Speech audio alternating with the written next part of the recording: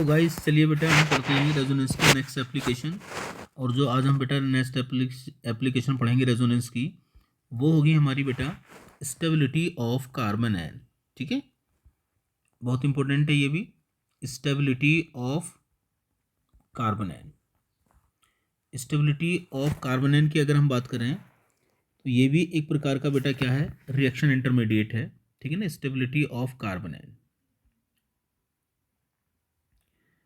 Carbon ion क्या होता है, कहीं भी नेगेटिव चार्ज अगर कार्बन के ऊपर है तो उसको बोलते हैं कार्बन आयन। ठीक है ना, बड़ा इंपॉर्टेंट रिएक्शन इंटरमीडिएट होता है ये भी बच्चों। ठीक है, तो चलो इसकी स्टेबिलिटी चेक करते हैं कि कार्बन आयन की स्टेबिलिटी का मतलब क्या होता है। तो इसके स्टेबिलिटी का मतलब होता है बच्चों कि नेगेटिव चार्ज जो है आपका, नेगेटिव चार्ज शुड बी लो। जितना नेगेटिव चार्ज ज़्यादा होगा, सॉरी कम होगा बेटा, है ना, तो उतना ही क्या होगा, देखो चार्ज की वजह से क्या होती है, स्टेबिलिटी कम हो जाती है बेटा, है ना। तो हमें नेगेटिव चार्ज को क्या करना है बेटा, कम करना है। नेगेटिव चार्ज शुड बी लो। तो अगर नेगेटिव चार्ज कम होगा तो हम बोलेंगे मोर स्टेबल कार्बन आयन। क्या बोलेंगे हम उसको, मोर स्टेबल कार्बन आयन हम उसको बेटा बोलेंगे। ठीक है, अब ये कार्बन आयन जो होता है बेटा, इसका क्या करेक्टर होता है, इसके ऊपर sp3 हाइब्रिडाइजेशन होता है बेटा। ठीक है ना, वैसे sp भी होता है, इसके ऊपर sp2 भी होता है, पर जनरली sp3 हाइब्रिडाइजेशन होता है। पिरामिडल क्या होती है, इसकी ज्योमेट्री होती है, और ये एक इलेक्ट्रॉन रिच स्पीसीज होती है, इसका ऑक्टेट कंप्लीट होता है। और ये आपका हाईली अनस्टेबल है, ये भी क्या होता है, ये भी हाईली अनस्टेबल होता है। तो ये अनस्टेबल इस वजह से नहीं है कि इसका ऑक्टेट इनकम्प्लीट है, ये अनस्टेबल किस वजह से है कि इसके ऊपर नेगेटिव चार्ज है।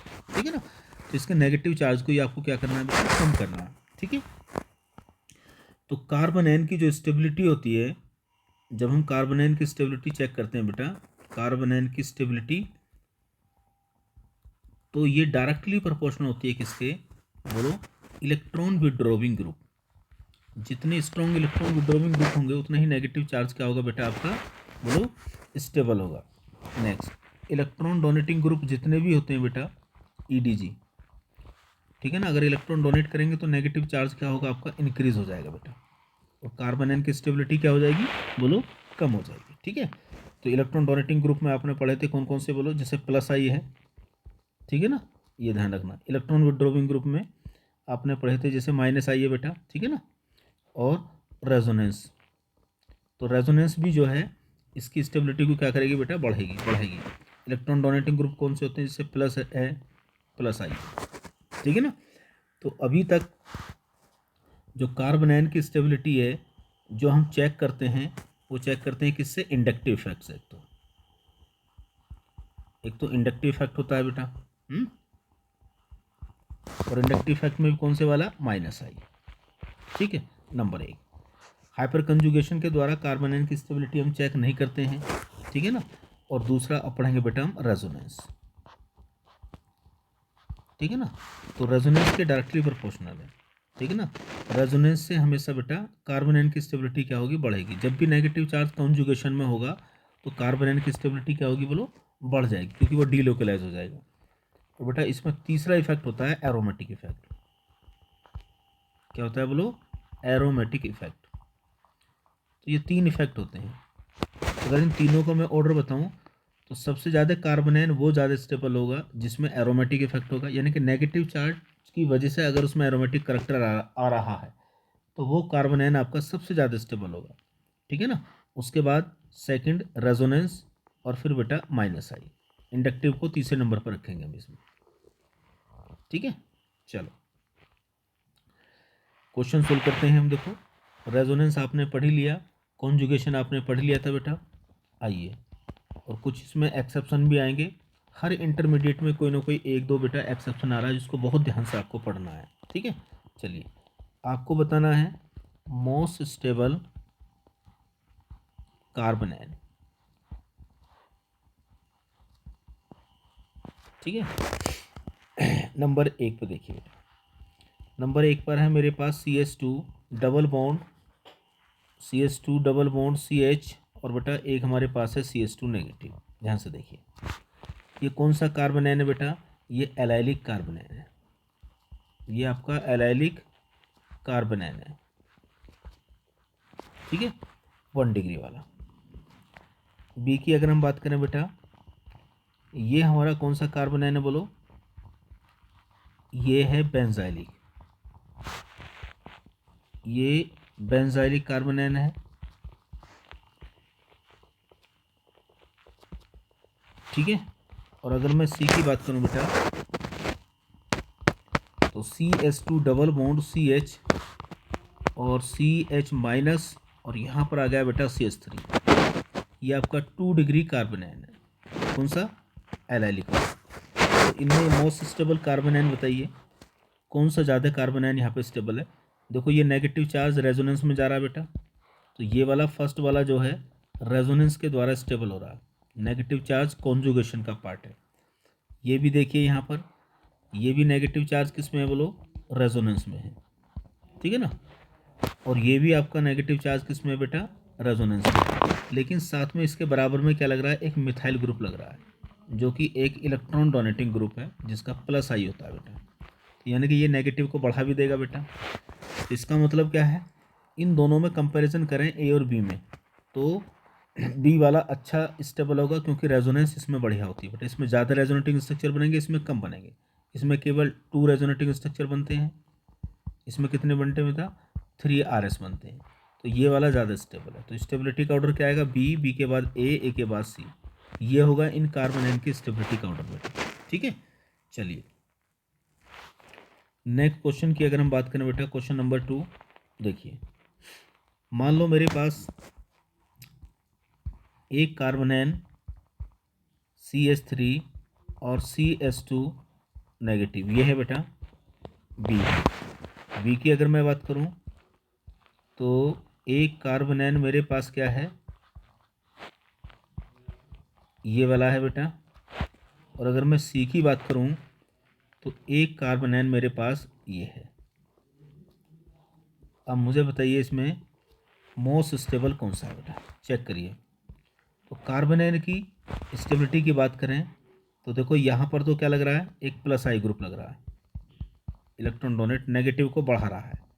ये तो होगा आपका सबसे लीस्ट स्टेबल, क्या होगा, ये वाला कार्बोनेन आपका लीस्ट स्टेबल हो गया। ये नेगेटिव चार्ज कहाँ पे जा रहा है बोलो, और रेजोनेंस में जा रहा है बेटा, ठीक है ना। यानी कि स्टेबिलिटी बढ़ रही है। और यहाँ भी क्या है, देखो यहाँ भी रेजोनेंस है बेटा, है ना, ये भी कंजुगेशन है। लेकिन साथ साथ में देखो, इम्पोर्टेंट एग्जांपल है बेटा, साथ में क्या खास बात है यहाँ पर, देखिए यहाँ पर एक डबल बॉन्ड यानी कि 4 pi electron, negative charge 2 pi electron और, यानी कि यहाँ पर 6 पाई इलेक्ट्रॉन सिस्टम है ये, मतलब ये बन गया बेटा एरोमेटिक। क्या बन गया ये, एरोमेटिक। तो यही आपका होगा मोस्ट स्टेबल, क्या होगा ये कार्बोनेन आपका क्या होगा बोलो, मोस्ट स्टेबल होगा बेटा। क्या होगा ये आपका मोस्ट स्टेबल होगा, क्लियर है। क्योंकि रेजोनेंस देखो नेगेटिव चार्ज की वजह से इसमें एरोमेटिक करेक्टर बन रहा है, तो नेगेटिव चार्ज एरोमेटिक का पार्ट है, जबकि ये नेगेटिव चार्ज केवल रेजोनेंस में है। एरोमेटिक करेक्टर इस नेगेटिव चार्ज की वजह से नहीं, एरोमेटिक करेक्टर अंदर है, देखो, ठीक है ना। चलिए, तो ये था हमारा क्वेश्चन नंबर बेटा 2। अब देखिए क्वेश्चन नंबर 3,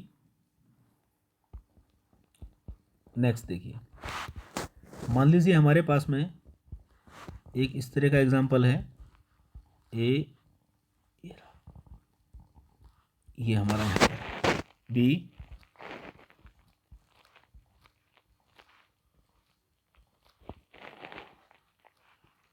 ये नेगेटिव चार्ज है हमारे पास, सी,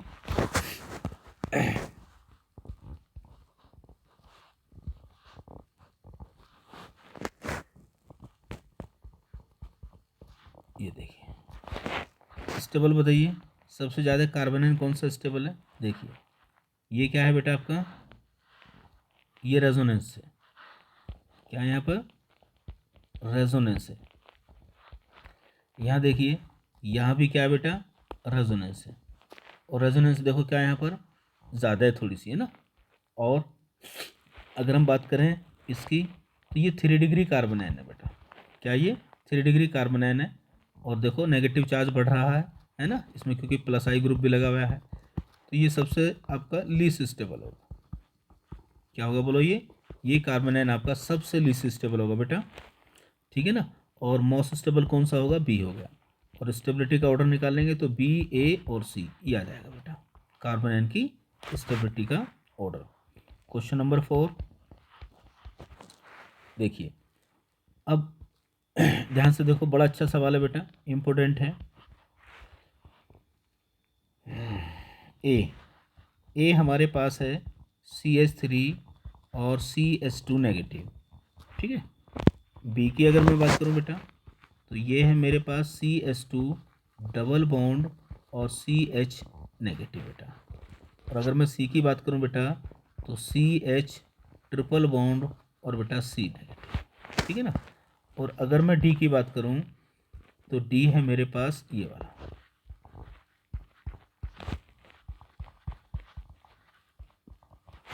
बोलिए मोस्ट स्टेबल कार्बन आयन बताइए इसमें, ठीक है। ध्यान से देखो, ये CH3 क्या कर रहा है, इलेक्ट्रॉन डोनेट कर रहा है, नेगेटिव को बढ़ा रहा है। तो नेगेटिव को बढ़ाने की वजह से ये तो होगा आपका लीस्ट स्टेबल, क्या होगा बेटा, लीस्ट स्टेबल हो गया, ठीक है। अब ये जो कार्बन आपको दिखाई दे रहा है यहाँ पर, ये कैसा है, sp2 है। और ये जो कार्बन आपको दिखाई दे रहा है, ये sp है। sp2 जो कार्बन होता है, उसमें जो परसेंटेज ऑफ एस करेक्टर होता है बेटा, वो कितना होता है बोलो, वो होता है 33%। और जो sp कार्बन होता है, उसमें परसेंटेज ऑफ एस करेक्टर कितना होता है बोलो, 50%, ठीक है ना। तो जो sp कार्बन होता है बेटा, वो मोर इलेक्ट्रोनेगेटिव होता है। क्या होता है वो, मोर इलेक्ट्रोनेगेटिव होता है, ठीक है ना। और अगर कोई sp कार्बन है तो वो बहुत ज़्यादा मोर इलेक्ट्रोनेगेटिव होगा। तो मोर इलेक्ट्रोनेगेटिव होने की वजह से इस नेगेटिव कार्बन का क्या होता है बेटा, माइनस आई होता है। मतलब sp कार्बन का कैसा इफेक्ट होगा, माइनस आई, वो भी बहुत स्ट्रांग होता है। मतलब इतना स्ट्रांग होता है कि ये जो आपको बेंजाइलिक कार्बन आयन दिखाई दे रहा है बेटा, ये जो आपको बेंजाइलिक कार्बन आयन दिखाई दे रहा है, ठीक है ना, ये भी इसके आगे थोड़ा सा कम स्टेबल होता है।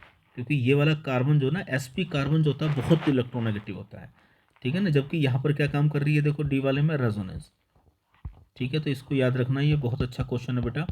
बच्चा क्या करता है कि बेंजाइलिक वाले को पहले रखेगा यहाँ पर, अगर ये 1 डिग्री वाला है बेंजाइलिक, नहीं, मोस्ट स्टेबल बेटा ये होगा, ध्यान रखना। तो स्टेबिलिटी का ऑर्डर अगर हम निकालेंगे तो सी के बाद कौन आएगा बेटा, डी के बाद कौन आएगा बेटा, बी के बाद कौन आएगा आपका, ए आएगा। ये होगा इन कार्बन आयन की स्टेबिलिटी का करेक्ट ऑर्डर, याद रखेंगे इसको, भूलेंगे नहीं बिल्कुल भी, ठीक है। चलिए क्वेश्चन नंबर देखिए नेक्स्ट 5। ए में मेरे पास है कार्बन आयन ये वाला बेटा, CH2 डबल बॉन्ड और CH नेगेटिव चार्ज, बी, ठीक है। और यहाँ देखिए, एक मेरे पास ये है, बोलो मोस्ट स्टेबल कौन सा बेटा इसमें, मोस्ट स्टेबल कार्बन आयन की बात कर रहे हैं, कौन सा होगा। देखो डबल बॉन्डेड कार्बन जो होता है, वो कैसा होता है, sp2 होता है। ये भी कार्बन कैसा है बेटा, sp2 है, ठीक है ना। तो देखो sp2 कार्बन की इलेक्ट्रोनेगेटिविटी क्या होती है, sp से कम होती है। तो किस में डबल बॉन्ड जाते हैं, देखो नेगेटिव चार्ज आप जानते ही हैं, कॉन्जुगेशन में तो है नहीं, ठीक है ना। कभी आप सोच लोगे डबल बॉन्डेड कार्बन पर नेगेटिव है और वहाँ पर रेजोनेंस है, तो इसमें रेजोनेंस नहीं है बेटा, ठीक है ना, रेजोनेंस यहाँ पे काम नहीं कर रही है। तो जितने ज़्यादा डबल बॉन्ड होते हैं, उतना ही माइनस आई बेटा बढ़ेगा।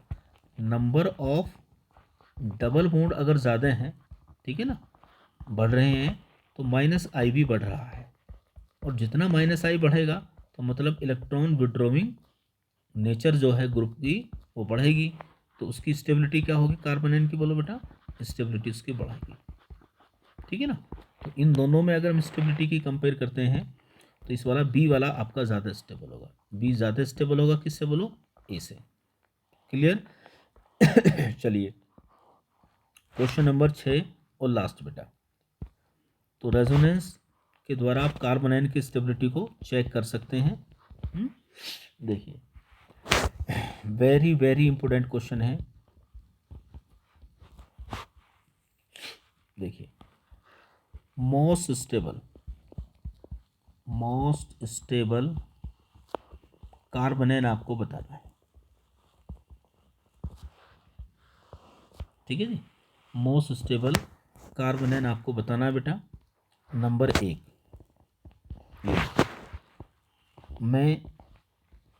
ये है मेरा 1 डिग्री बेंजाइलिक कार्बोनेन। ये मेरा क्या बेटा 1 डिग्री बेंजाइलिक कार्बोनेन है। दूसरा मेरे पास है क्या बेटा 2 डिग्री कार्बोनेन है, बेंजाइलिक वाला ही, ये देखिए। और ये है मेरे पास में 3 डिग्री वाला बेटा, ये है हमारा 3 डिग्री कार्बोनेन। ठीक है, ये 1 डिग्री है, ये हमारा 2 डिग्री वाला है, और ये हमारा 3 डिग्री वाला है।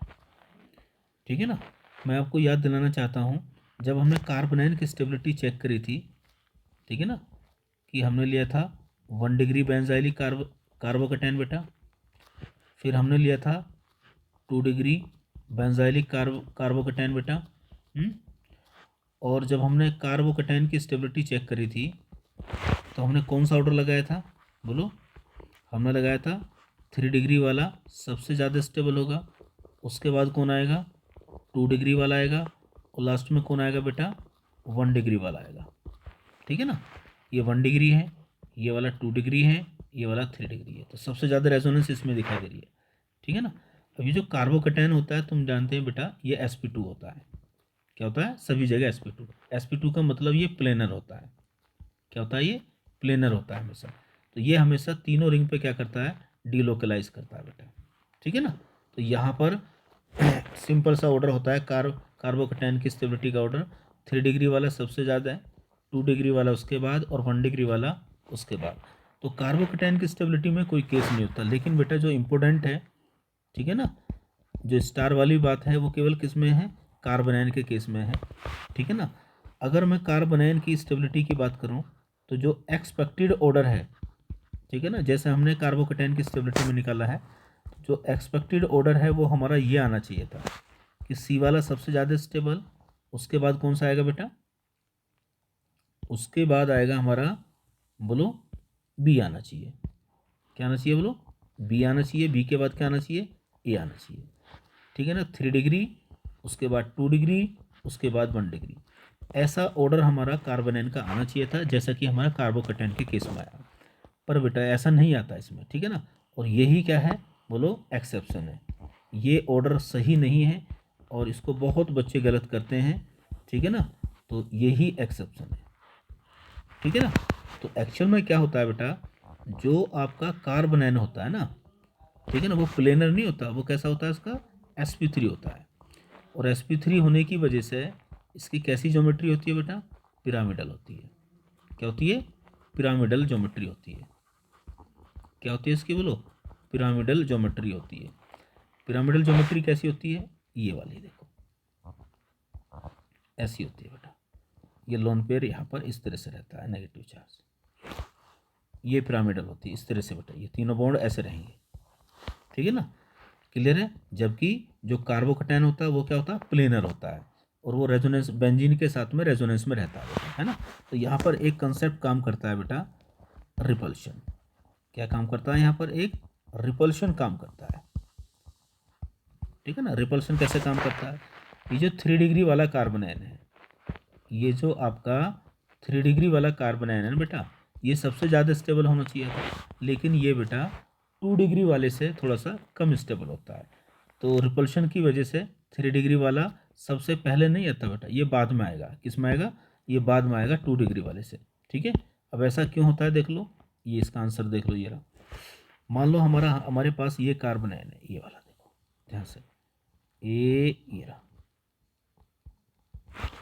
और ये तीनों फिनाइल जो होती हैं बेटा इस तरह से लगी होती हैं, ये ऐसे